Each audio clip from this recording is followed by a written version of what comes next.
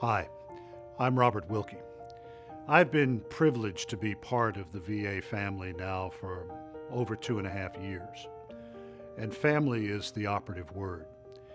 Last week, I was in a part of the country where my father grew up, in western Louisiana, a place devastated by hurricanes that came at them one right after another.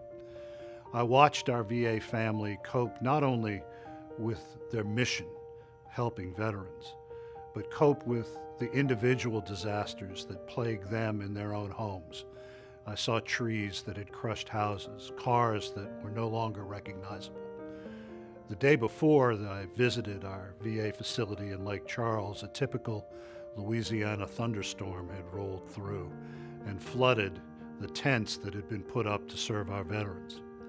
By the time I arrived early that morning, the water had already been cleared out, the people were at their stations, and veterans were being served.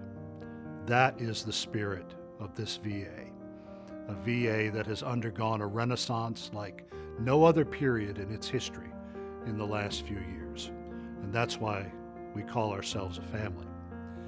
Coping with crisis and emergency situations is nothing new to VA. We trace our birth back to the Civil War when an exhausted Abraham Lincoln called on America to care for everyone who took up arms in that bloody conflict. VA evolved in leaps and bounds when World War II called for a nationwide system to care for the men and women who liberated Europe and the Pacific. In 2020, America faced a very different kind of crisis in the form of COVID-19, and it became VA's responsibility once more to see our veterans through it. Many would agree that VA probably wasn't up to this task just a few short years ago, after VA leaders were caught misrepresenting veterans' access to health care. Morale within VA was low, and polls showed most veterans didn't think very much of a bureaucracy that was failing them. 6 years ago, a CNN poll showed that just 37% of our veterans approved of VA's performance. But over the last few years, VA was reborn. Today, our approval rating stands at 90% for health care. And among our fastest growing population women, we have an 86% approval rating.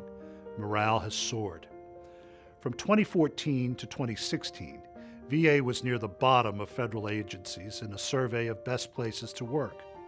Now, VA is 6th, and we expect to be 5th when the new numbers come out in March. We did it by listening to our employees, the VA family, and the veterans we serve. I visited every state in the Union and almost every territory to talk to veterans. Veterans had been demanding options outside of VA for years, and we delivered real permanent choice to them through the Mission Act.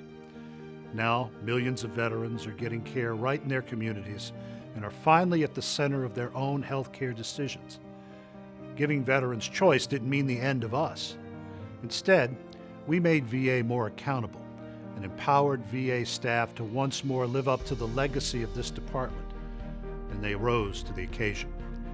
Recent studies show VA measures up to the private sector on access and quality. Veterans like what they saw and started voting with their feet. We completed a record number of appointments in fiscal year 2019, 59 million. The same year that the Mission Act took effect. The more veterans we served, the more veterans trusted us.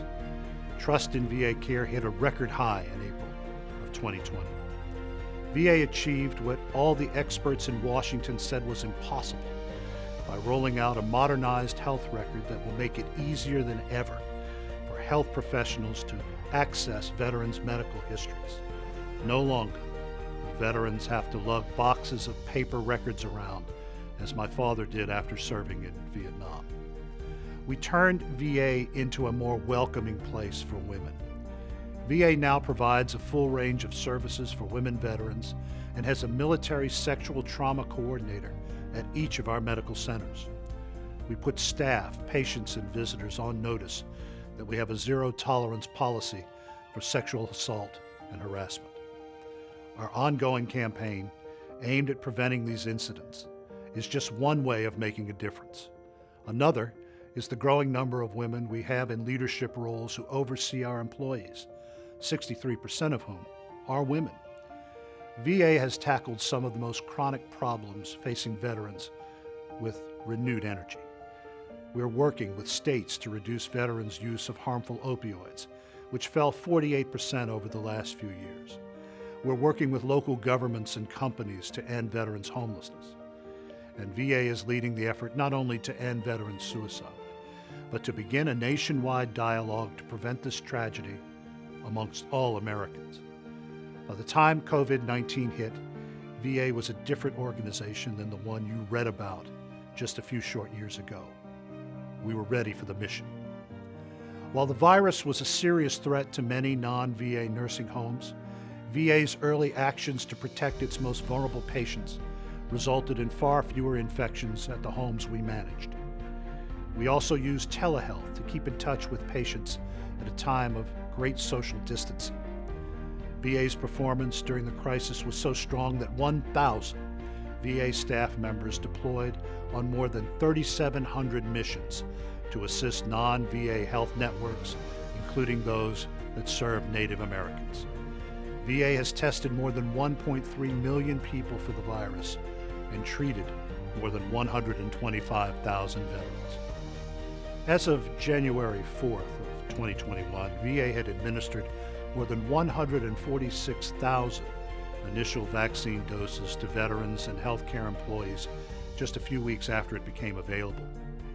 Before 2016, VA was falling short of Mr. Lincoln's promise. Today, thanks to thousands of dedicated employees across the nation, VA has undergone the most transformational change since the end of World War II and emerged from that process with renewed strength.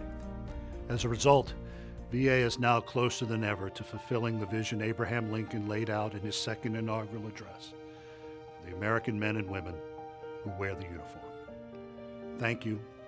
Thank you for everything that you do for our nation. Thank you for everything you do for those who carry the burden of liberty with them every day.